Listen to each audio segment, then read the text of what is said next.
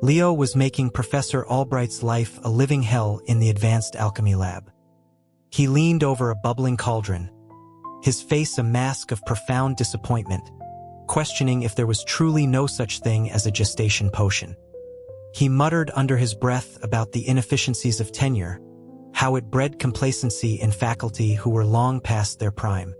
The old man, his white hair standing on end as if charged with static, finally snapped.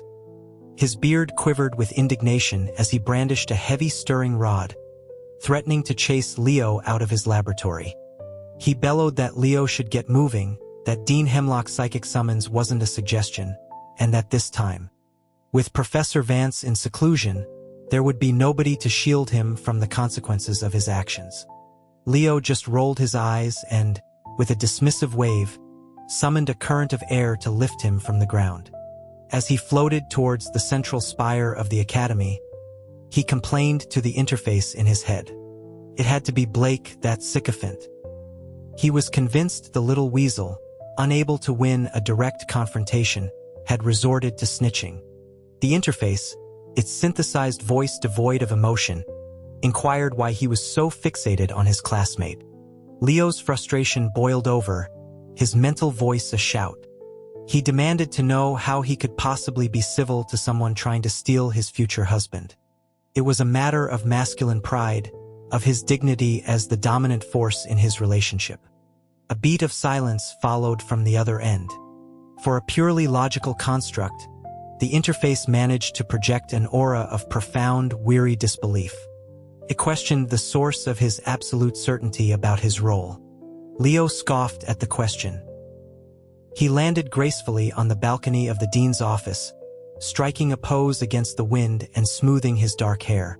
He mentally thumped his chest with bravado. The narrative was obvious. He was a chaos-touched, a scion of a forbidden bloodline, hiding his true nature within the hallowed walls of Ethelgard Academy. He was the classic misunderstood anti-hero, destined for a dark and powerful apotheosis. And Elias, his mentor? Professor Elias Vance was the epitome of the untouchable crystalline archetype. An unparalleled master of cryomancy, cool and distant to all. Yet he had taken Leo under his wing, showing him infinite patience and indulgence. Leo explained to the interface that they were a perfect, cosmically ordained pairing. The interface drily complimented his grasp of literary tropes. Leo preened, accepting the praise. He had gotten a 1750 on his SATs. Thank you very much. Lost in a pleasant haze, he began to imagine his domestic life with Elias, so eager he could barely wait to get the man into bed for a marathon session. He was certain his vigor would leave the professor unable to walk for days. He strode into the dean's office with practiced nonchalance. Just as he'd suspected, Blake was standing in the center of the room, his face swollen and bruised, sniffling pathetically. At the large oak desk, Dean Hemlock's expression was stony as he contemplated the contents of a porcelain university mug. The academic tranquility shattered when he saw Leo. He slammed the mug down, his voice a low growl, accusing Leo of assault and bullying a fellow student. He asked if the allegations were true. Leo saw no point in denying it and confirmed that they were. At his admission, Blake's crying intensified, and he implored the dean to deliver justice. Leo shot him a look of pure disgust, internally judging the display. He couldn't believe this whimpering mess was his rival for Elias's affections. Clearing his throat, he addressed the dean with formal respect, stating that he had his reasons. The dean, stroking his graying beard, invited him to explain. Leo declared that Blake had demonstrated improper intentions toward Professor Vance. Blake shrieked that it was a lie, a baseless accusation. He demanded proof. Leo calmly stated that of course he had proof, otherwise the altercation would not have happened. He paused, feigning hesitation about whether he should elaborate. The dean, suddenly looking less like a stoic academic and more like a farmer worried about foxes in his henhouse, leaned forward urgently. He assured Leo that he could speak freely, that the dean would support him. That was all the encouragement Leo needed. He took a deep breath, composing his features into a mask of righteous sorrow. He felt a surge of dramatic fervor, as if he were a crusading lawyer in a courtroom drama. He raised a trembling finger and pointed it squarely at Blake. His voice boomed through the chamber, proclaiming that the man had stolen Professor Vance's underwear. The accusation hung in the air, echoing in the sudden, profound silence. One of the prefects standing guard by the door gasped. The dean's prized porcelain mug slipped from his fingers and shattered on the hardwood floor.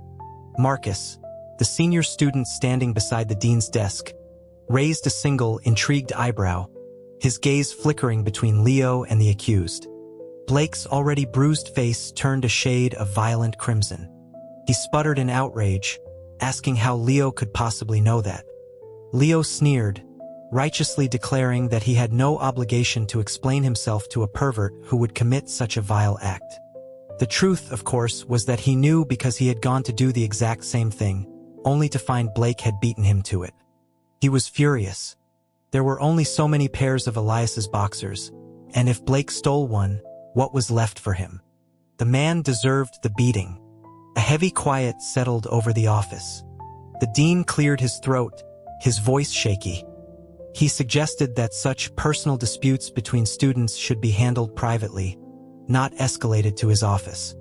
He dismissed Blake, then caught Leo's eye, sending a subtle psychic message, asking if he had at least recovered the professor's property. Leo gave a solemn mental nod. He confirmed that he had, and that the item was now safely in his own private collection. Such a precious artifact could not be allowed to fall into the wrong hands. The dean seemed satisfied by this, a flicker of approval in his eyes. Just as the matter seemed concluded, Blake cried out again. He had another accusation. He claimed Leo was consorting with rogue chaos wielders, practicing forbidden arts that defiled the sanctity of the academy. He insisted the crime was unforgivable. Leo was about to erupt in angry denial when Blake was suddenly silenced. He was flung backward as if hit by an invisible force, slamming into the wall and sticking there like a discarded piece of tape. Everyone stared, stunned, except for Leo. His eyes lit up as a figure shimmered into existence in the middle of the room. Clad in sharp, elegant silver and white, Professor Elias Vance materialized from a swirl of cold mist.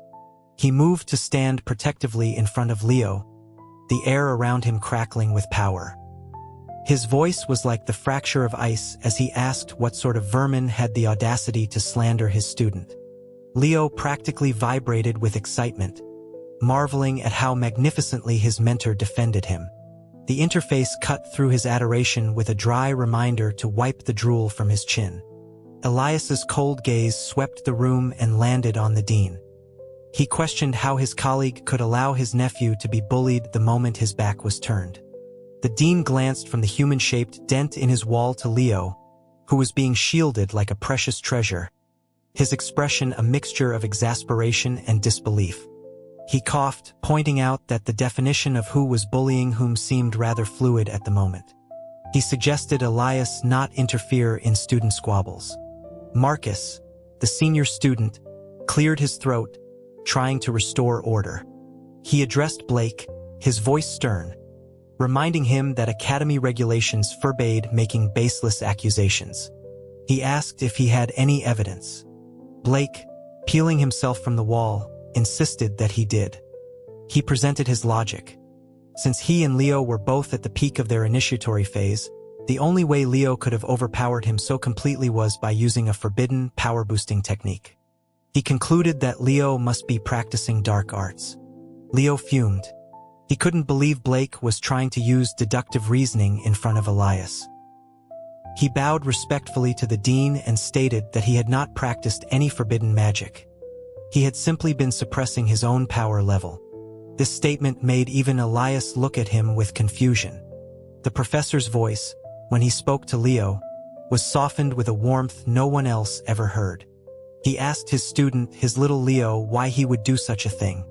He wondered if there had been a problem with his training, a complication he hadn't shared. Leo was moved by the tender concern but found himself unable to explain the real reason.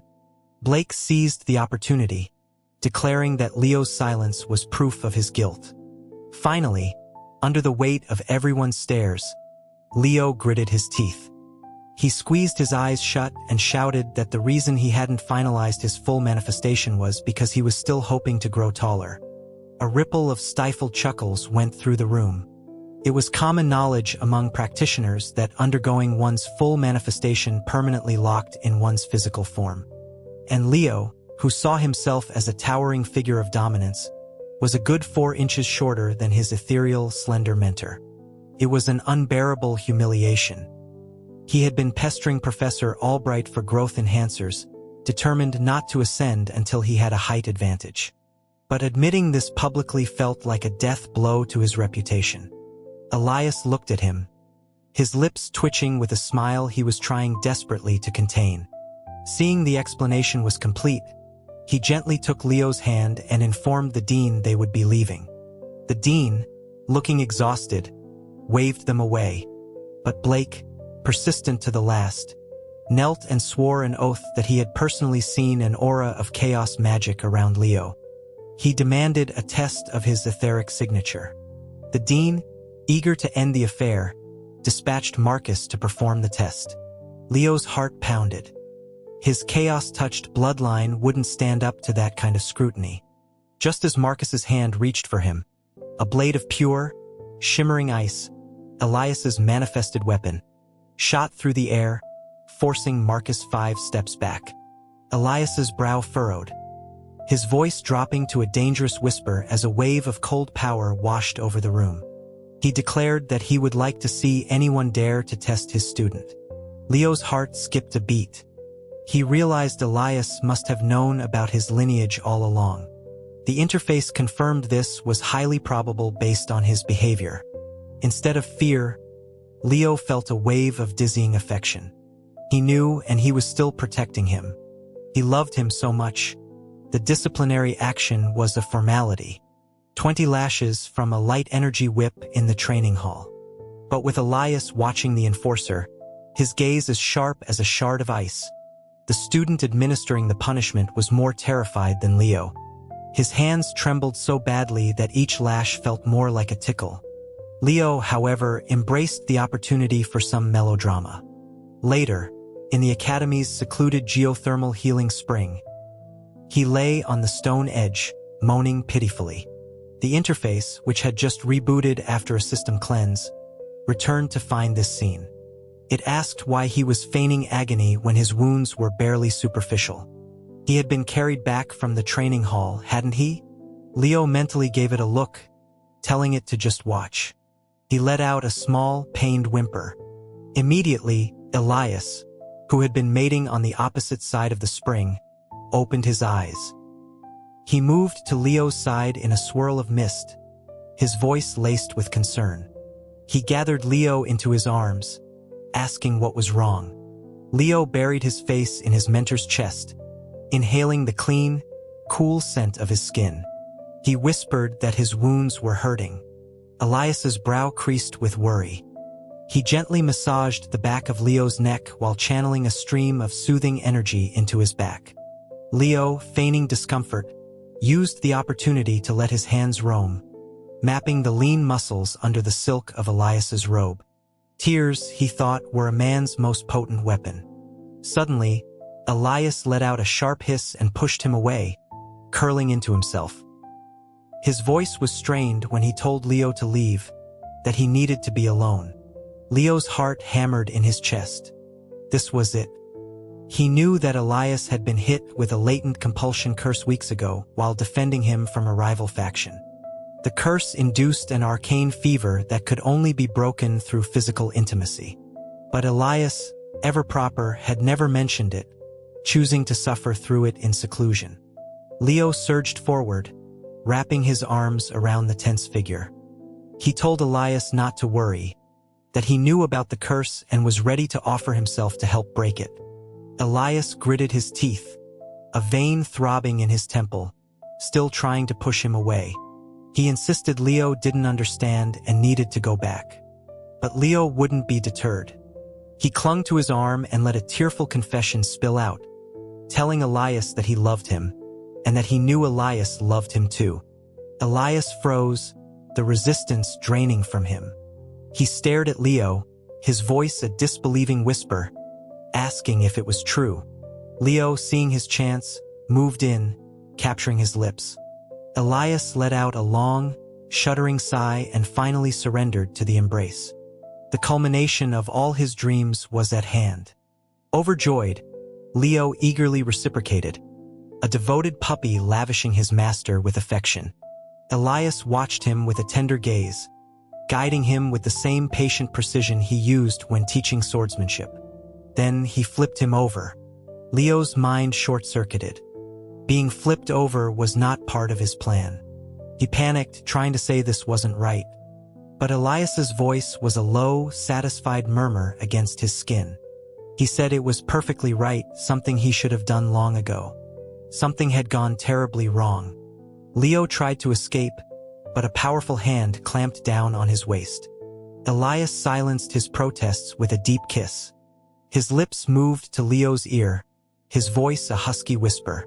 He asked if he regretted it now, his little Leo, because it was far too late. Leo desperately called out to the interface for help, but it flatly stated that since he was supposed to be the dominant one, he should just counter. Buoyed by a surge of misplaced confidence, Leo tried to reclaim control. It was a spectacular failure. The AI, sensing an imminent system overload that might fry its newly installed processors, simply stated that the curse would pass and abandoned him with a digital pop. Leo was left alone, his world dissolving into a dizzying spin cycle as the fever took its course. For 3 days, the roles were reversed, inverted, and thoroughly explored. On the 4th day, he crawled out of the spring, his stomach feeling strangely full and his entire body aching. He wanted to cry, but he was too dehydrated to produce a single tear. He sat on Eagle's Perch, the highest cliff on campus, letting the cold wind whip around him, trying to piece his shattered psyche back together. It wasn't working. He let out a scream of pure frustration. He thought fate was finally serving him a feast, but it turned out to be a meal cooked by a sadist. The interface reappeared, helpfully pointing out that while he hadn't conquered the mountain, he had certainly explored the valley. Leo screamed at it to say something encouraging for once. A moment later, a massive holographic display materialized before him, the same devastating words now framed by a celebratory explosion of floral emojis. That was the last straw. He declared he was leaving. He was going to join the Chaos Wielders, embrace his dark side, and make Elias suffer the agony of regret. The interface reluctantly produced a shimmering ley line map. Leo snatched it and took off, his heart a leaden weight in his chest. How had his perfect, trope-filled romance gone so horribly wrong? His sorrow was so profound he started to sing a mournful breakup ballad off-key. The interface urgently cut him off, asking where exactly he was going. He said he was following the map to the Shadow Marches. After a long pause, the interface asked what he'd gotten on his high school geography final. Leo defensively replied that he'd gotten a 19% and asked what that had to do with anything. The interface informed him he was holding the map upside down. Before he could process this, he felt a powerful suction from below. A psychic vortex, a dreamscape maelstrom, was opening right beneath him. He was being pulled in, spinning helplessly like a bug down a drain. As his consciousness faded, he thought he heard a soft, familiar sigh, a cool voice laced with fond exasperation. Then, a strong arm wrapped around his waist, pulling him into a protective embrace as they fell into the abyss together. A gentle voice called to the young master, urging him to wake. Leo's eyes fluttered open. A boy in a servant's livery was looking down at him with concern. He asked where he was. The boy seemed puzzled by the question, reminding him that this was the Lowell estate, and he was Leo, the sole heir to the family fortune. He added that it was the day his father's 19th bride was to be welcomed, and hadn't the young master said he wanted to go cause some trouble? The memories flooded back. Of course. He sneered, rising from his bed. That old goat was always making a mess. And this time, the new bride was a man, some social climber who thought he could secure his future by sacrificing his dignity. Leo vowed to teach him a lesson. He kicked open the door to the bridal suite. A figure in red sat silently on the bed, a veil obscuring his face. Leo smirked and ripped the veil away. He froze. The face beneath was exquisitely beautiful, with sorrowful, soulful eyes and a single red mole just at the corner of one eye that seemed to draw all the light in the room. A wave of heat rushed to Leo's head. He had never seen a man so lovely. The beauty frowned slightly, his voice soft. He correctly identified Leo not as his new husband, but as the young master, and asked why he had burst into his father's suite and unveiled him. Leo snapped out of his stupor, his usual cocky demeanor returning. He leaned in close, whispering that he'd come to inspect his new stepmother. He found the new stepmother to be very beautiful, and it pleased him. The man's eyes widened in shock as Leo stole a kiss from his cheek. He pushed Leo away, demanding to know what he thought he was doing. Leo just grinned, telling him it was obvious.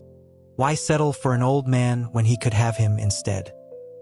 He pointed out that it was an auspicious day. The feast was already prepared. It was a perfect wedding. The man, whose name he learned was Caspian, was aghast, sputtering about decency and honor. He was, after all, his father's bride. Leo just laughed, nuzzling against him. He declared he was being perfectly honorable by attending to his new stepmother's needs. He told Caspian how good he smelled, how soft he was, and playfully asked his lovely new mother to nurse his devoted son. Caspian, blushing furiously, was about to shove him away again when the door flew open. The servant boy, Ford, stood there with an armful of hot peppers and a thick wooden club, announcing he'd brought the items the young master had requested. He stopped dead, seeing the two of them in a disheveled tangle. Leo barked at him to get out and fetch some water. He turned back to Caspian, who was looking at him with a serious, searching expression. He asked if Leo was truly serious, if he truly desired him. Leo's playful facade dropped. Looking into those eyes, he felt a strange, melting sensation in his chest. He admitted with a solemn nod that he did. A long moment passed. Caspian then told him to lie down on the bed. A thrill went through Leo. He complied immediately, his mind racing. He would be gentle but firm. He would conquer this beauty with his passion and win his heart later. He closed his eyes, savoring the feeling of soft hands on his skin, a dizzying sense of bliss washing over him. It wasn't until something hot and unyielding pressed against him from behind that he realized his mistake. He tried to struggle, but was held down with surprising strength. Caspian smiled then, a predatory glint in his eyes that hadn't been there before. He leaned down and whispered in Leo's ear, offering to serve the young master properly. 6 months passed in a blur of secret, passionate bliss. With his father away on an extended business trip, Leo and Caspian had the estate to themselves. One afternoon, while browsing in a jewelry shop, Leo impulsively bought the entire inventory, declaring it a wedding gift. The shopkeeper praised his generosity. Leo, fingering a fresh mark on his neck from the previous night's activities, just smiled and said he was the lucky one. He had decided to defy his father and society. He would marry Caspian properly, with all the ceremony he deserved. He rushed home, a beautiful jade hairpin clutched in his hand, rehearsing his proposal. He burst through the gates to find Ford running towards him, his face pale with panic. His father was back. He was with Caspian. A wave of cold dread washed over Leo. He ran, throwing open the door to Caspian's chambers. He stopped, his voice catching in his throat. His father lay in a pool of blood. Caspian stood over him, holding a bloody dagger, his eyes as cold and empty as a winter sky. The world spun. The last thing Leo saw before the incense smoke claimed his consciousness was the jade hairpin falling from his hand, shattering on the floor. He awoke in a jail cell, He was accused of patricide. He denied it, but when asked to name the true killer, the name that had been a prayer on his lips for months would not come out. The magistrate, eager to close the case and seize the Lowell fortune, tortured him. But Leo refused to speak. He couldn't. Caspian, with his delicate skin, wouldn't survive such brutality. A husband had to protect his spouse. On the day of his execution, Caspian finally visited, bringing a flask of wine. Leo stared at him, his voice a raw rasp. He asked if this was his revenge. Caspian told him a story. 3 years prior, his father had ruined a young woman, driving her family to destitution before taking her as a bride and tormenting her until she died. That woman was his sister.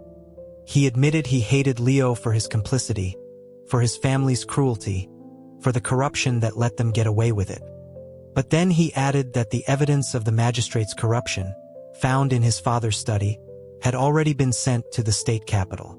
Leo laughed, a bitter, broken sound. It had all been a lie. Yet he found himself searching Caspian's cold eyes for any flicker of the affection he thought they had shared. He asked if, in all their time together, he had ever felt anything real. Caspian's reply was a flat, emotionless never. Leo's gaze fell to the hairpin in Caspian's hair, the shattered jade meticulously glued back together. He smiled through cracked lips. He called him a liar. He raised his cup, his tone mockingly flirtatious, just as it had been on their first day. He said that since they couldn't have a wedding, they could at least share a final drink. Caspian drank with him. The poison was bitter, but it was Caspian who coughed up blood first. Leo stared in horror, understanding in a flash that Caspian had switched the cups. He held the dying man, tears streaming down his face, asking why. Caspian avoided his gaze, explaining that he had included a full confession in the letters to the state, clearing Leo's name. His sister's vengeance was complete. Now he was repaying his debt to Leo. With his last breath, he pressed the mended hairpin into Leo's hand, his final words lost in a sigh. The faintest whisper seemed to hang in the air, a promise of a future that would never be. An old man sat in a rocking chair under a blooming dogwood tree, a cracked jade hairpin in his hand. A little girl tugged on his sleeve, asking for the end of the story about the reckless young master and his beautiful bride. The old man smiled, his eyes closing, and did not answer. A single petal drifted down, landing on his cheek like a final gentle tear. He opened his eyes to the sound of triumphant war cries. He was Blaze, the most feared outlaw in the territory, and his men had just captured the caravan carrying the European prince sent to marry a senator's daughter. He swaggered toward the carriage, ripped open the door, and froze. The prince was beautiful, ethereal even, but decidedly male. Cursing under his breath, he threw the prince over his shoulder. He was surprisingly heavy, and hauled him back to camp. His men cheered, celebrating their leader's new bride. That night, Blaze contemplated just killing the prince and sending his head back east. But the prince, whose name was Elias, spoke. He revealed that he knew his own escort had planned to assassinate him, and that he could offer Blaze the locations of government payroll shipments and gold mines. Blaze was intrigued, but more than that, he was struck by the prince's eyes. There was a depth there that made his chest ache. He grinned, changing his mind. He told Elias he could live, but he owed him a wedding night for the bride he'd lost. To his surprise, Elias blushed and demurred, saying it was too fast, that they should get to know each other first. Amused, Blaze agreed. He introduced himself, explaining that the government Elias served had been responsible for the death of his entire family. Elias's expression was not one of offense, but of grim understanding. He confessed that he, too, hated the corrupt men in power who had used and discarded his mother, forcing him to live a life of secrecy and fear disguised as a girl to survive court intrigues. A pang of sympathy hit Blaze.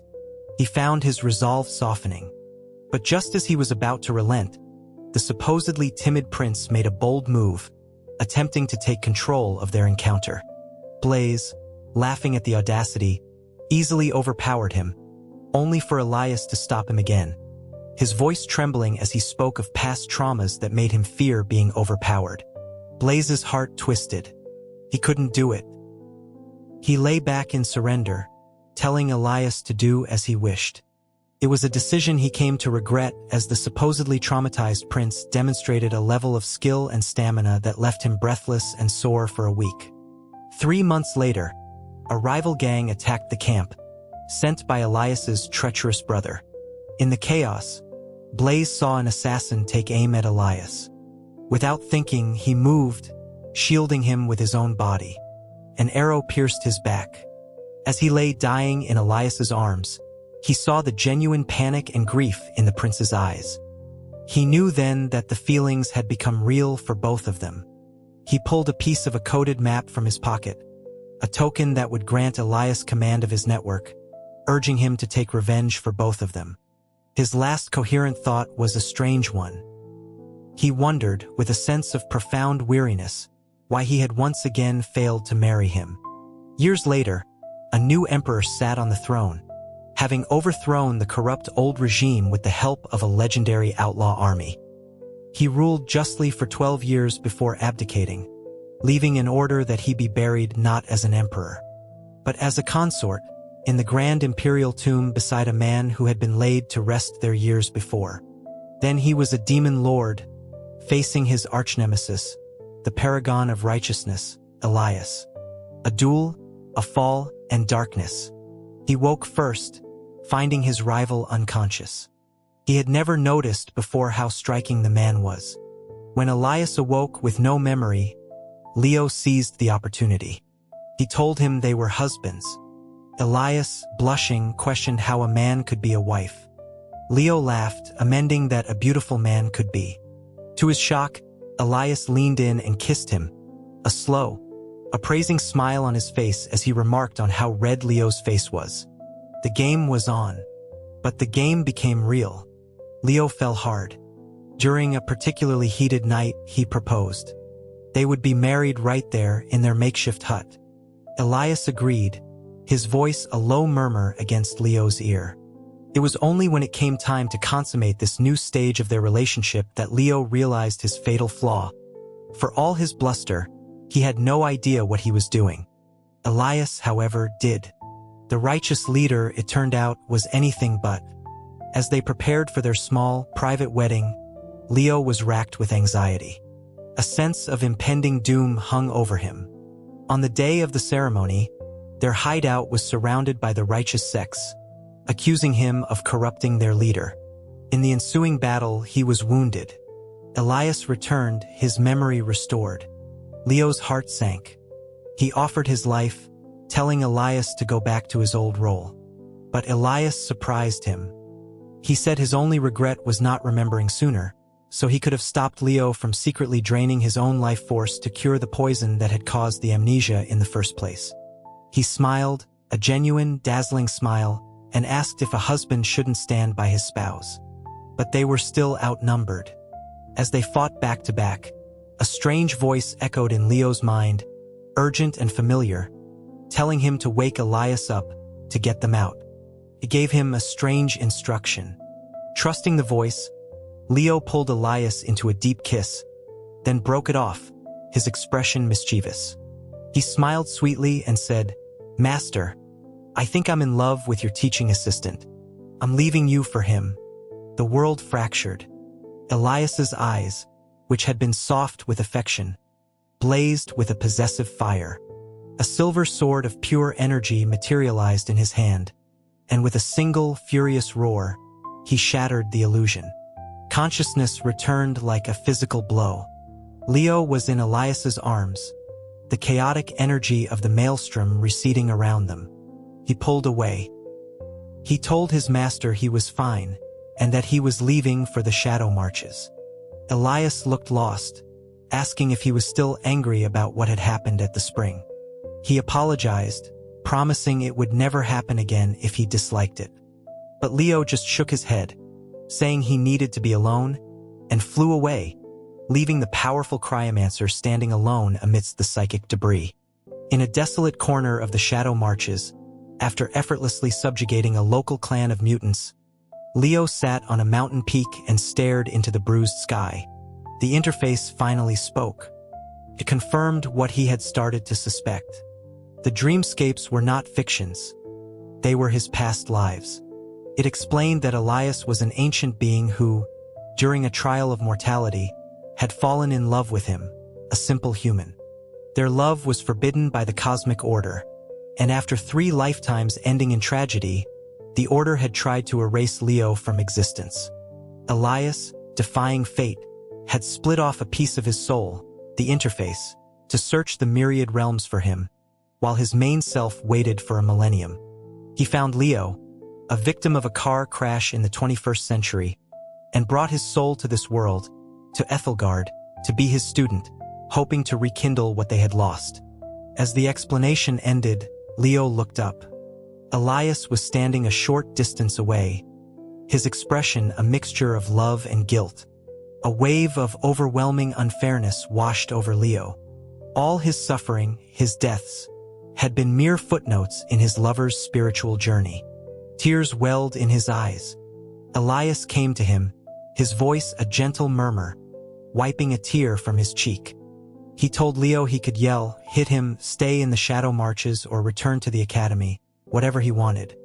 Elias would follow him, and this time he would be the one to do the pursuing. Leo looked at him for a long time.